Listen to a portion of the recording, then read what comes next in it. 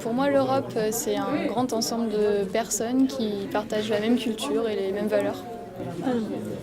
Un ensemble de pays qui ont une dimension commune, celle de partager quelque chose.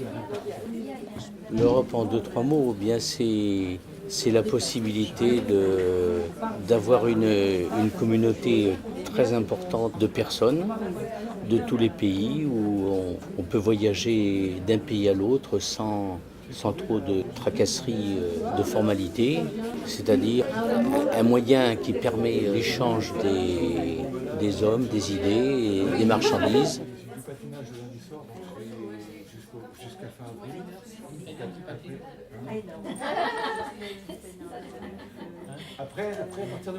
Je pense que déjà les rencontres linguistiques font partie de ces projets financés par l'Europe.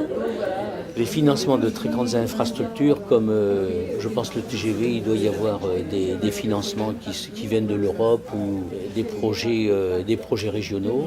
Je me doute qu'il y a un concours de l'Europe qui participe pour que ces projets arrivent à terme. Le projet Europe Direct, je crois avoir entendu dire qu'il s'agissait d'un budget qui permet d'élargir un petit peu plus cette dimension culturelle et d'échange des citoyens, des Européens. Oui, c'est développer tout ce qui est action au niveau de l'Europe, par les échanges. Oui, les projets dans la mesure du possible, quand ça peut aboutir. Il y a plein de choses. L'Europe doit pouvoir faciliter mes déplacements, mes projets professionnels aussi. Si j'ai envie de travailler à l'étranger, dans un autre pays de l'Europe, ça doit être facile pour moi. Ça peut présenter quand même certains avantages, mais ça présente aussi certains inconvénients. Par exemple, si on cite le transport de produits illicites, il y a des produits comme des armes qui peuvent passer d'un pays à l'autre ou de la drogue.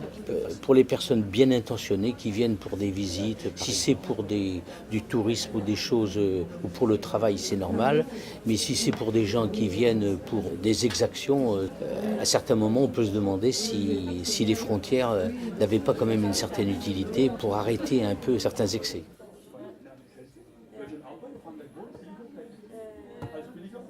Je ne m'en rappelais plus.